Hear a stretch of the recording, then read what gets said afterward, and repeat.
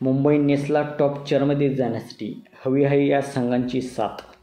तर कोणते संघ पराभूत व्हावे लागतील आणि कोणते संघ विजयी होऊ लागतील मुंबई इंडियन्सला टॉप 4मध्ये जाण्यासाठी आणि टॉप 2चे मुंबई इंडियन्सचे समीकरण कसे असणार आहे.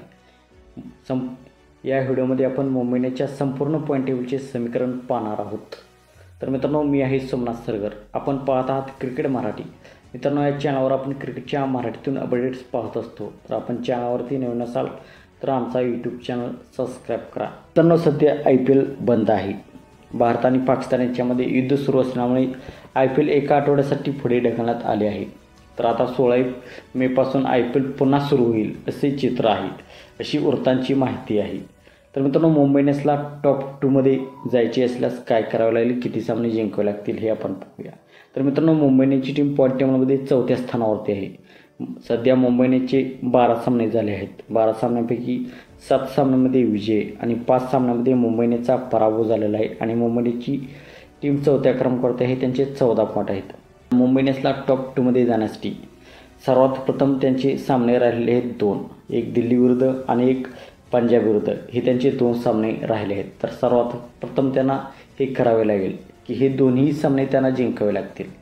दोन्हीपैकी एका सामन्यामध्ये तर मुंबई इंडियन्सचा पराभव झाला तर मुंबई इंडियन्सची टीम टॉप 2मध्ये जाऊ शकत नाही आणि दोन्ही सामन्यामध्ये पराभव झाला तर ते टॉप 4मधून देखील बाहेर पडतील. ते या IPLमधून देखील बाहेर पडतील. तर सर्वात प्रथम मुंबई इंडियन्सला त्यांचे राहिलेले 2 सामने जिंकायचे आहेत आणि अशी आशा करायची आहे की गुजरात किंवा रॉयल चॅलेंजर्स बेंगलोर या दोन्ही टीमा त्याच्या सर्व मॅचेस जिंकू नयेत.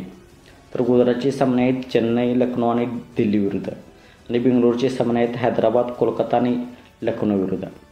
तर त्यांचे ते सर्व सामने जिंकू नयेत अशी प्रार्थना करावी लागेल. ते एका सामन्यामध्ये तर त्यांचा पराभव व्हावा आणि मुंबई इंडियन्सची टीम सर्वात प्रथम आपले 2 सामने जिंकावे आणि गुजरात किंवा RCB या दोन्ही टीमापैकी एक टीम त्यांच्या 3 सामन्यांपैकी 2 सामन्यांमध्ये त्यांचा पराभव व्हावा अशी आशा त्यांना करावी लागेल.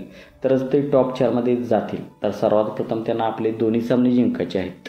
तर मित्रांनो, आपणास काय वाटते, मुंबई इंडियन्सची टीम त्यांचे दोन्ही सामने जिंकून ते टॉप 2 जागा काबीज करतील का टॉप 4मध्ये राहतील का या IPLमधून बाहेर तर पडणार नाहीत, ते दोन्हीपैकी एका सामन्यात तर विजयी मिळवतील. तर आपणास काय वाटते आपण कमेंट सेक्शनमध्ये सांगा. मित्रांनो, आपण चॅनलवरती नवीन असाल तर आमचा यूट्यूब चॅनल सबस्क्राईब करा.